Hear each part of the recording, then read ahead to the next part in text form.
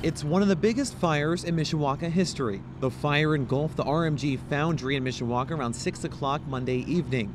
Firefighters rushed to the scene to put it out, but quickly went on the defensive, trying to save as much of it as they could. Although the fire burnt well into the early morning, the mayor says there's no need to worry. I want to let the public know that they are very safe. We are continuously monitoring the neighborhoods that are surrounding this area to make sure that there is no danger. A major issue fanning the flames was the wind. Firefighters say they were over 40 miles an hour and helped the fire spread fast. You can see the smoke and flames going high up in the air. Firefighters say there were cars, boats, and propane tanks inside. Thank God that we have well-trained fire department with equipment capable of handling this type of situation, and thankful for communities that we have partnerships with. There were also some water pressure concerns, but that was fixed after a utility company boosted their water supply. One person was also inside, but made it out safely.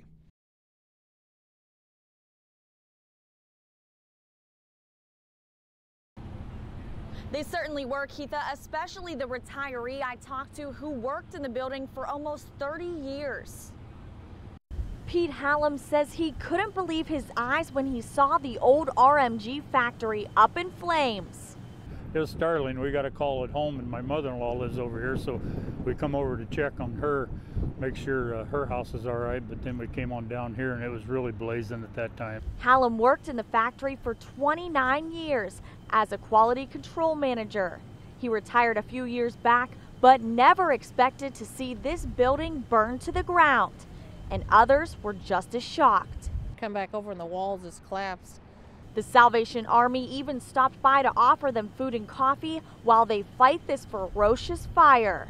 Because they're expending a lot of energy and they need to replenish that.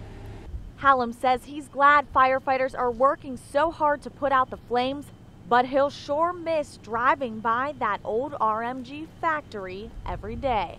It's really bittersweet to see something like that, all the memories and all the people you know went through there, and now see it like this.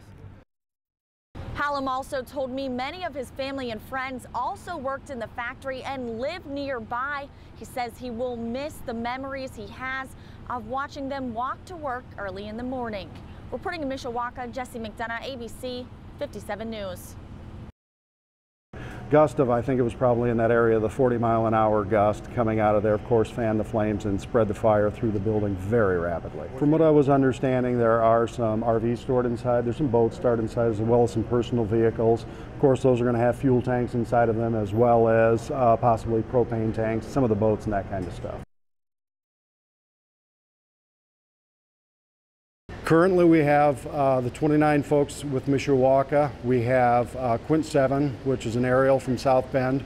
We have a ladder truck from Clay Township.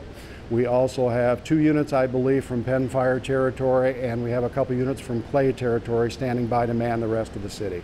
Early on, with the heavy wind conditions, as you know, gusting over 40 miles an hour, we turn into a full defensive structure, and that's where we stand at this time. The fuel tanks in a car, the propane tanks in a boat or whatever, something like possibly RVs stored in there as well. So just about any of that, yes. I think all fueled the conditions.